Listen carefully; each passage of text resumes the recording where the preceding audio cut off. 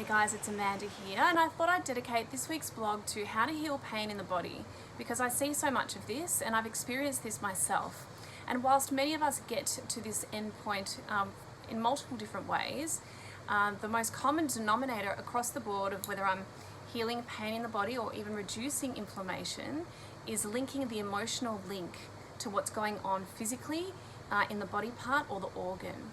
And that's very much what we do in a Chinese medicine angle. So in Chinese medicine, we associate different emotions to body parts, muscles, and organs. And in this week's blog, I share Dr. Sano's work, who is a physician and surgeon from the University of Columbia. And he has done amazing work on the emotional links to physical pain in the body.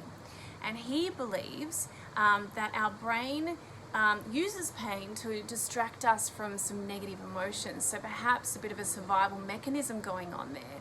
So if you deal with what you're suppressing, which is something you might not want to be looking at, something quite painful or negative emotionally, and you can bring that to the surface and therefore start processing it and working through it. When I've done this with my clients and also with myself, you can see the pain disappear. And it's really a worthwhile thing to do, because how you think and feel every day is a mirror image of what biochemistry you're firing. And if you continue to have unprocessed emotions or limiting negative beliefs that are sort of trapped in your mind, trapped in your body, you're going to continually fire survival programs, fear-based thoughts, and worst case scenarios and negativity. And this is not healthy for the body. You're on a path of destruction.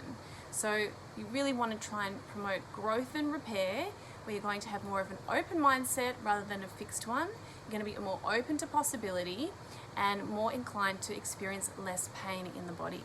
So give it a go, jump on this week's blog and check out my tips on how to rid your body of pain and your mind of negative emotions. See you next week.